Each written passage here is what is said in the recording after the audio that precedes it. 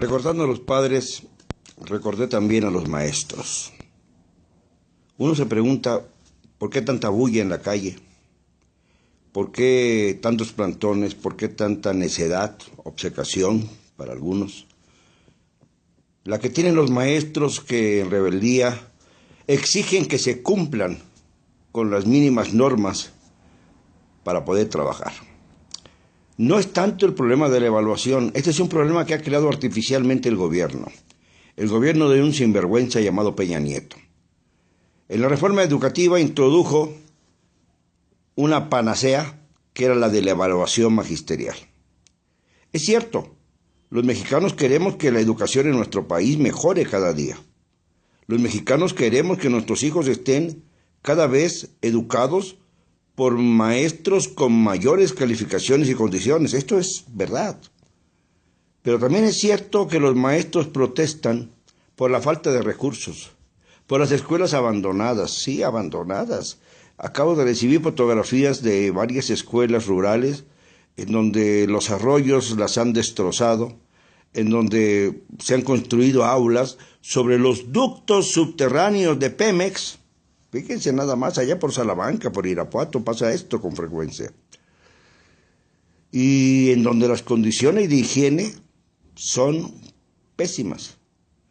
Pero el gobierno ha creado artificialmente el problema de la reforma educativa. La creó desde un principio.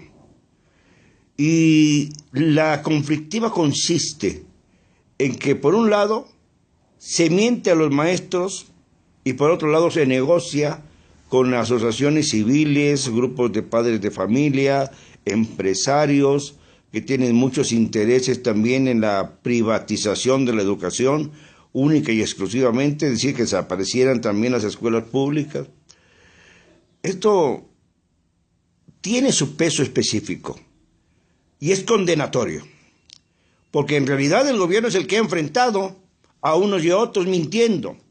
El señor Emilio Chaifet, secretario de Educación Pública, conocido como la daga, por aquello de que es un puñal árabe, sí, hay que decirlo, las cosas como son, se ha empeñado en mentir cronológicamente a los maestros.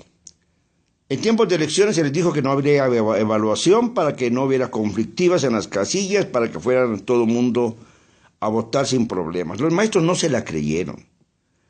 Y en varias poblaciones de Oaxaca y de Guerrero se mostró el peso de la protesta magisterial.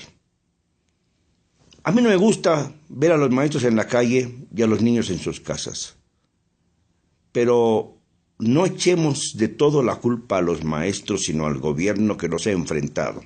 Ahora pareciera que el gobierno busca una guerra civil entre los maestros sublevados y aquellos que protestan porque los maestros no dan clases.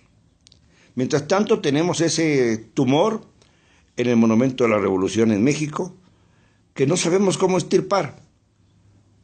Como padre de familia que he sido y que soy, esto me preocupa coyunturalmente porque no sé qué clase de México estamos construyendo.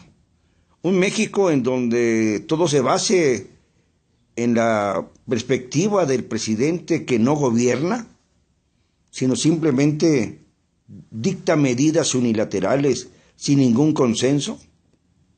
Yo estoy seguro de que los maestros que están en pie de guerra ahora se someterían a esas evaluaciones que quiere el gobierno siempre y cuando el gobierno fuera capaz de cumplir con lo elemental, con dotar a las escuelas de mejores servicios, con hacer que los maestros tuvieran condiciones mejores de existencia.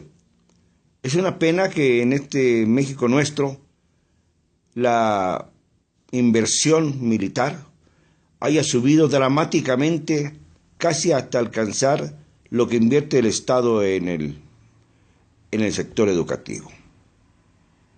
Ya estuvo bueno de mentiras, señor Peña.